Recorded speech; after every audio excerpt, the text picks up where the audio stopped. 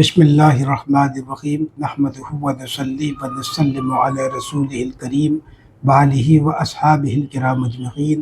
Rabbi इश्रह ली सदरी व यस्सिर ली अमरी वहलुल उक़दतम मिन लिसानी यफ़क़हू क़ौली। आज की नशस्त में हाज़िरात का एक तरीक़ा अर्ज़ करूँगा। अक्सर अहबाब आमिलीन इसकी फरमाइश करते हैं कि हाज़िरात का कोई तरीक़ा बताया जाए, तो आज की नशस्त में एक नहायत आसान तरीक़ा हाज़िरात का अर्ज़ करता हूँ जो बग़ैर ज़कात के ही काम देता है। लेकिन इसके लिए ज़रूरी है कि आपने बाकायदा दो चार आमाल उस्ताद की निगरानी में किए हुए हों। जैसे फ़कीर की निगरानी में जिन अहबाब ने मुस्तनद तरीक़े से PDF वग़ैरह हासिल करके और सही रहनुमाई में फ़कीर की 2 4 5 अमाल अगर आपने किए हैं तो आप इसको कर सकते हैं, यानी इसको प्रैक्टिस में ला सकते हैं। और फिर अहबाब में बहुत सारे जो कोना मश्क है पहले से ही हाज़िरात करते हैं, तो उनको इन चीज़ों का अच्छा खासा तजुर्बा है, वो तो बिलाशुबा कर सकते हैं। लेकिन जिनको हाज़िरात का कोई तजुर्बा नहीं है तो वो शुरू में हाज़िरात ना करें, बल्कि पहले कुछ आमाल वग़ैरह करके और औराद व वज़ाइफ की पाबंदी से बुनियाद को मजबूत करें और रूहानियत को तरक्की दें। फिर उसके बाद जब आपके अंदर ये सलाहियत पैदा हो जाए तो फिर आप हाज़िरात में आप प्रैक्टिस करें, इसमें कोशिश करें। बहुत सारे हाज़िरात के तरीक़े हैं जो सही और दुरुस्त होते हैं, लेकिन फ़ी ज़माना आमिलीन भी दियानत और इखलास से खाली होते हैं इल्ला माशाअल्लाह। और ये कि जो मरीज़ या उसके अहले ख़ाना को कुछ करामत के तौर पर दिखाने के लिए, बुझाने के लिए, समझाने के लिए कुछ भी कह गुज़रते हैं, और मरीज़ या मरीज़ा तो वैसे ही एक उसके ऊपर कैफ़ियत होती है, तो वो सही या गलत हाज़िरात में उसका कुछ कहना ये उस पर मुस्तदाद होता है। तो आमिल को तो पहले इसमें बहुत दियानतदार होना चाहिए, और हाज़िरात के हवाले से खा वो बच्चे पर हाज़िरात करे या मरीज़ा पर, जैसे कि इस तरीक़ा में जो मैं अर्ज़ करूँगा कि इसमें 2 तरीक़े से हाज़िरात किए जाएंगे। एक तो नाबालिग बच्चे पर या बच्ची पर करते हैं नक्श हाथ में दे करके, और दूसरा हाज़िरात ख़ुद मरीज़ या मरीज़ा पर करते हैं चिराग रोशन करके और उस चिराग की लौ में देखने का बताते हैं। तो जो दूसरा वाला हाज़िरात है, ये जो बाकायदा जिनके प्रैक्टिस में हाज़िरात है या इसका तजुर्बा रखते हैं वो करें, और जिनको हाज़िरात का तजुर्बा नहीं है और इसका शौक़ रखते हैं और सीखना चाहते हैं, करना चाहते हैं,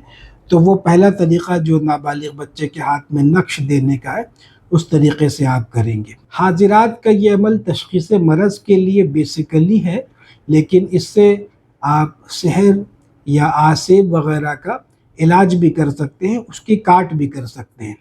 तो जैसा कि मैंने अभी अर्ज़ किया कि जो कोहना मश्क आमिल है जो बाकायदा इलाज सहर का और आसेब वग़ैरह का करते हैं,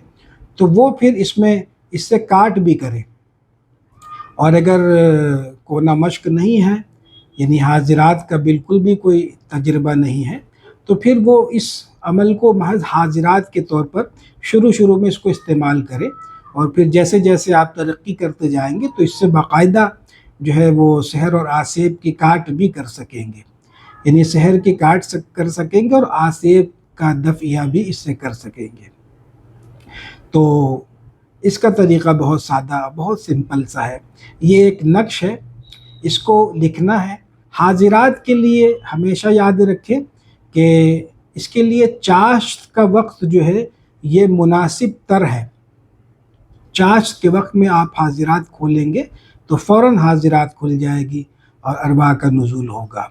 तो चाश्त का वक्त इसके लिए बहुत मुनासिब है। चाश्त के वक्त में ही नक्श लिखा जाए। लिखने का कोई वक्त जैसे सात की कोई पाबंदी नहीं है। काली स्याही से नक्श लिखेंगे, जो 16वां खाना है उसमें अदद लिखने के बाद फिर उसको काली स्याही से जिस कलम से आप लिख रहे होंगे उससे उस खाने को भर देंगे, पुर कर देंगे, पूरा काला कर देंगे। तो ये हाज़िरात का नक्श तैयार हो जाएगा। फिर किसी नाबालिग बच्चे को या बच्ची को बैठाकर, बल्कि اگر سامنے بچہ یا بچی بیٹھا ہو اور پھر اس وقت آپ یہ نقش لکھیں اور ایک ماحول جیسے حاضرات کے لیے جیسے تیار رہے تو یہ زیادہ بہتر ہے۔ وہ نقش لکھنے میں کتنا ہی وقت لگتا ہے، تو اس طریقے سے جیسے آپ وہاں پہ ایسا کوئی شخص نہیں ہو یا کوئی ایسی عورت نہیں ہو جو حاضرات وغیرہ کی منکر ہو اور اس میں اعتقاد نہیں رکھتی ہے، تو ایسا کوئی شخص وہاں پہ نہیں ہونا چاہیے۔ کمرہ صاف ستھرا ہو، بس اس میں کوئی زیادہ کوئی شرائط نہیں ہے۔ بس آپ کہنا چاہیے مصلی بچھا لے، چٹائی بچھا لے، یا خالی زمین صاف ستھری زمین ہے تو اس پہ آپ بیٹھ جائے۔ جیسے بہت سارے حاضرات میں کچی مٹی سے لیپا ہوا زمین بھی اس میں جیسے مطلوب ہوتا ہے، تو اس میں اس کی بھی ضرورت نہیں ہے، بس کہیں بھی پاک صاف جگہ پہ آپ بیٹھ جائیں اور ایک ماحول حاضرات کا جیسے ابھی حاضرات کرنا ہے، بچہ بھی اس طریقے سے جیسے بیٹھا ہے ادب سے، یا اس کے والدین ہیں، یا آپ کہیں اگر بچہ ہے یا کوئی رشتہ دار کا بچہ ہے تو کوئی نہیں، بس ایک خوشگوار ماحول بنا کر کے اور درود شریف وغیرہ پڑھ کر کے کچھ اچھی باتیں کر کے آپ پھر یہ نقش لکھنا شروع کریں۔ نقش لکھنے کے جو قواعد ہیں اس کو آپ ملحوظ رکھیں۔ کالی سیاہی سے لکھنے کے بعد نقش کو بچے کے ہاتھ میں دے دینا ہے، دونوں ہاتھوں سے نقش کو پکڑ لیں، دونوں ہاتھوں سے اس طرح نقش کو پکڑ لیں، اور اس میں جو سیاہی سے آپ نے جس خانے کو بند کیا ہے اس کو تاکید کر دے کہ اسی میں دیکھتا رہے۔ پھر 11 مرتبہ عزیمت پڑھ کر کے آپ بچے پر اور نقش پر بیک وقت دم کریں گے۔ جیسے بچے کو سامنے بیٹھا کر کے اس طریقے سے دم کریں کہ بچے کے چہرے اور سینے پہ دم کرتے ہوئے نقش پہ دم ہو، تو اس طریقے سے آپ دم کریں تو انشاءاللہ تعالیٰ پہلی بار میں ہی حاضرات کھل جائے گی، نابالغ بچے پر زیادہ دقت نہیں ہوتی ہے۔ پھر بچے کی معرفت آپ سوال جواب کریں اور انشاءاللہ تعالیٰ صحیح درست جواب ملے گا، لیکن یہ ضرور ہے کہ اپنے ذہن کو بھی خالی رکھیں اور بچے کو بھی بالکل ایسا بچہ ہو جو ان چیزوں سے غیر متعلق ہو، یعنی کہ اس کے ذہن میں کوئی ایسی بات نہ ہو کہ جیسے بات چیت ہوتی ہے بڑوں میں تو بچے سمجھ جاتے ہیں کہ یہ مجھے کس بارے میں مجھ سے سوال ہوگا، کہ کوئی سامان چوری ہو گیا تو چور کی شکل دکھ رہی ہے کہ نہیں، وغیرہ وغیرہ جیسے، تو اس کے اگر لاشعور میں سب کانشیس مائنڈ میں بچے کی اگر کوئی بات ہوگی تو بہت ممکن ہے کہ حاضرات میں وہ غلط جواب دے، جو بات اس کے ذہن میں ہے اسی کی تصویر اس سیاہی میں دیکھے۔ لہٰذا یہ ضرور ہے کہ عامل کا بھی ذہن بالکل صاف ہو اور جیسے جاننے کی خود نیت ہو، اپنا ارادہ یا اپنی نیت یا اپنی خواہش بچے کے ذہن پر مسلط کرنے کی کوشش نہ کرے، اور بچہ بھی بالکل نیوٹرل ہو، بالکل اس کے ذہن میں کوئی سی بات نہ ہو۔ پھر آپ جو حاضرات کریں گے انشاءاللہ تعالی وہاں سے درست اور صحیح جواب آپ کو ملے گا۔ بعض دفعہ ایسا ہوتا ہے کہ بچے بات کو مکمل طور پر نیریٹ نہیں کر پاتے ہیں، یا اس کو اس طریقے سے جو ہے وہ ایکسپلین نہیں کر پاتے ہیں جیسا وہ دیکھتے ہیں یا جیسا ان کو سنائی دیتا ہے یا دکھائی دیتا ہے، تو ایسی صورت میں عامل کو جو ہے وہ دانش مندی سے، عقل مندی سے کام لینا چاہیے، اور کوئی ایسی بات جو خلاف شرع ہو یا کوئی ایسی بات جو عقل سے بعید ہو یا جو محالات میں سے ہو تو اس کی تعویل کرے، اور صحیح اور درست تعویل اگر کر سکے تو اچھی بات ہے، ورنہ اس کو خارج کر دے اور دوسری باتوں سے نتائج نکالے۔ تو ہر قسم کے حاضرات میں یہ جو ایک بیسک اصول ہے اس کو ہمیشہ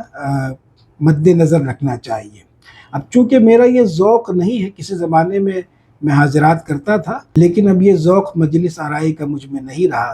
تو بہرحال لیکن یہ کہ حاضرات ایک بالکل صحیح اور درست اور حقیقی چیز ہے اور اس کا انکار نہیں ہے، اگرچہ میں اب یہ میرے پریکٹس میں نہیں ہے، لیکن جو میرے تجربات ہیں اس سلسلے میں حتی المقدور آپ سب کی جو اس میں خواہش رکھتے ہیں، اس کو سیکھنا کرنا چاہتے ہیں، اس میں انشاءاللہ تعالی مکمل رہنمائی کریں گے۔ تو باقاعدہ جو زکوٰۃ والے حاضرات ہوتے ہیں اور جس کے باقاعدہ عمل کر کے جس حاضرات کی تسخیر کی جاتی ہے، اس کا بھی وہ انشاءاللہ تعالی جو اعمال کے چلے ہو رہے ہیں اس میں بھی وہ شامل کیے جائیں گے۔ لیکن اس قسم کے حاضرات جس میں قطعاً کسی قسم کی زکوٰۃ کی حاجت نہیں ہے، بس ایک مستند عامل ہونا ضروری ہے کہ آپ نے 2-4 اعمال یا چلے استاذ کی نگرانی میں کیے ہیں اور تقوی پرہیزگاری کی زندگی گزار رہے ہیں، اور آپ کے اندر میں روحانیت ہے، اور یہ کہ بزرگان دین سے آپ کو سچی عقیدت اور محبت اور ان سے پکی نسبت ہے، تو بس آپ یہ حاضرات کا عمل کر سکتے ہیں۔ تو اس طریقے سے آپ بچے والے حاضرات کا یہ ہم نے طریقہ عرض کر دیا۔ اب کوئی مریضہ ہے جس کے اوپر میں سحر یا آسیب کا اثر ہے، تو یہ جو طریقہ ہے یہ ان عاملین احباب کے لیے جو کونا مشق ہے اور جو باقاعدہ حاضرات وغیرہ کرتے ہیں یا اس کی صلاحیت رکھتے ہیں، تو ایسے لوگ اس کو کریں گے۔ طریقہ یہی ہوگا کہ ایسے ہی نقش لکھنا ہے اور ایسے ہی خانے کو سیاہ کر دینا ہے، پھر اس کو بتی بنا لینا ہے، اور بتی بنانے کے لیے ضروری ہے کہ نقش کو نیلے کپڑے میں رکھ کر کے لپیٹیں، پھر نیلے دھاگے سے ہی اس کو باندھ دیں۔ اس نقش کو مٹی کے چراغ میں سرسوں تیل ڈال کر کے جلانا ہے، اور جو مریض یا مریضہ سحر زدہ یا آسیب زدہ ہو، اس کا کوئی اگر علاج آپ کر رہے ہیں تو علاج کے دوران بھی یہ کر سکتے ہیں، اور علاج شروع کرنے سے قبل بھی یہ تشخیص اور حاضرات کا آپ یہ عمل کر سکتے ہیں۔ یعنی کہ تشخیص کی نیت سے اگر آپ کریں گے تو علاج شروع کرنے سے پہلے کرنا ہے، اور اگر کارڈ کی نیت سے کریں گے تو اگر علاج باقاعدہ آپ چلا رہے ہیں تو درمیان سے اس کو مطلب انکلوڈ کر سکتے ہیں، اس کے کاٹ کا بھی، تو اس سے آپ کاٹ بھی کر سکتے ہیں، لیکن بعد میں اس سے جیسے علاج آپ نے شروع کر دیا ہے سحر یا آسیب تشخیص کر کے یا حکم لگا کر کے، تو پھر علاج کے دوران جو ہے تشخیص کی نیت سے یہ حاضرات نہیں کریں گے۔ وہ جو میرا مضمون ہے روحانی علاج، روحانی تشخیص کے 25 اصول، اس کو آپ دیکھ لیں گے، الافاق کی کسی قسم میں وہ مفصل ہے، وہاں پہ ایک بیان ہوگا، اور میرے خیال سے یہ ایک اضافہ بھی اس میں ہو سکتا ہے، یہ جو ہم نے ایک بات بتائی اس حاضرات کے عمل کے حوالے سے۔ تو بہرحال اس کا خیال رکھیں گے۔ طریقہ یہی ہے کہ مریض کو یا مریضہ کو سامنے بٹھانا ہے، اور اس کے سامنے کوئی اسٹول وغیرہ رکھ کر کے چراغ کو اس کے اوپر رکھ کر کے روشن کرنا ہے۔ چراغ اس قدر یعنی کہ اسٹول اتنا ہو کہ مریض یا مریضہ بیٹھے تو چراغ اس کے سینے کے مقابل آ جائے، پھر اس سے کہہ دے کہ آپ پھر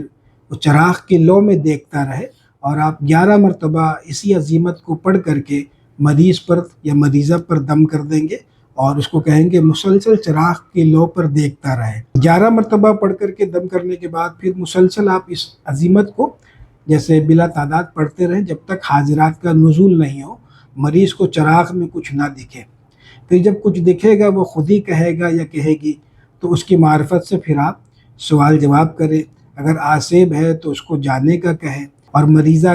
کی جان چھوڑنے کا اس سے مطالبہ کرے، اس کو غوث اعظم کا واسطہ دے، اولیاء کرام کا واسطہ دے، اہل بیت اطہار کا واسطہ دے۔ اس طریقے سے جو ایک طریقہ ہوتا ہے حاضرات کے عاملین کا، تو وہ اگر اچھے سے مان جائے تو اچھی بات ہے، ورنہ یہ کہ اس سے بحث مباحثہ نہ ہو۔ تو انشاءاللہ تبارک و تعالیٰ 3، 5 یا 7 مرتبہ اس طریقے سے اگر آسیب کے مریض کے لیے حاضرات کریں گے تو رفتہ رفتہ وہ اثر جو ہے جاتا رہے گا۔ بہت دفعہ ایسا ہوتا ہے کہ مریض کو کچھ دکھتا نہیں ہے یا نہیں دکھے اگر، تو پھر بھی اس حاضرات کا فائدہ واضح طور پر مریض کی صحت پر آپ کو دکھے گا کہ اس کی صحت دن بدن پھر وہ آسیبی اثرات کے حوالے سے وہ درست ہوتی جائے گی۔ ٹھیک ہے، ایک بات اس میں نوٹ کر کے رکھیں گے کہ جن مریضوں پر حاضرات پہلے سے ہی ہو رہی ہے تو ایسے ہی مریضوں کو چراغ میں بٹھانا ہے۔ جن مریضوں پر حاضرات نہیں ہوتی ہے اس پر قصداً کسی قسم کے حاضرات کا نزول کرنا، اس پر حاضرات کا دروازہ کھولنا، یہ عقل مندی نہیں ہے۔ اور میں تو مطلق حاضرات کا مخالف ہوں، یعنی کہ مریضوں پر کسی قسم کے حاضرات کرنے کا، لیکن یہ حاضرات چونکہ مریضوں پر نہیں ہوتا ہے، مریض پر نہیں ہوتا ہے، یہ حاضرات چراغ کی لو پر یا اس نقش میں ہوتا ہے، تو نقش میں یا تو بچہ دیکھتا ہے یا کوئی جوان عورت بھی اس میں دیکھ سکتی ہے، اور ایسی چراغ کی لو میں بچہ، بڑا، مرد، عورت کوئی بھی اس کو وہ حاضرات کا جو نزول ہوتا ہے وہ تو دکھتا ہے۔ یعنی کہ یہ حاضرات جو ہے یہ خارج میں ہوتا ہے، مریض کے وجود میں نہیں ہوتا، لہٰذا یہ اس قسم کے حاضرات میں سے نہیں ہے جو مریض کے جسم پر وارد ہوتی ہے یا اس کے وجود میں کوئی کیفیت حاضرات کے ارواح کی طاری ہوتی ہے۔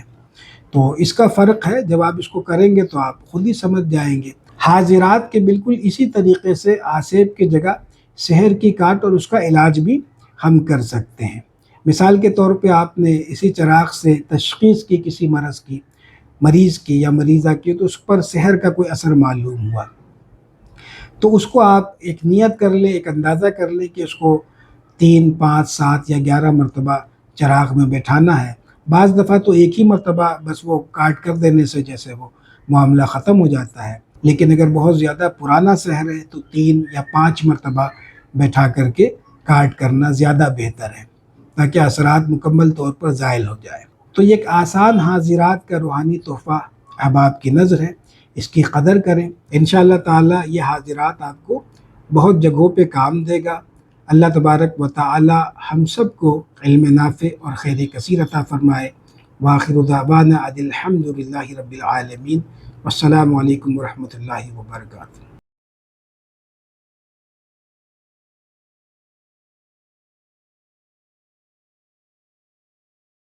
لا إله إلا الله وحده لا شريك له له الملك وله الحمد وهو على كل شيء قدير۔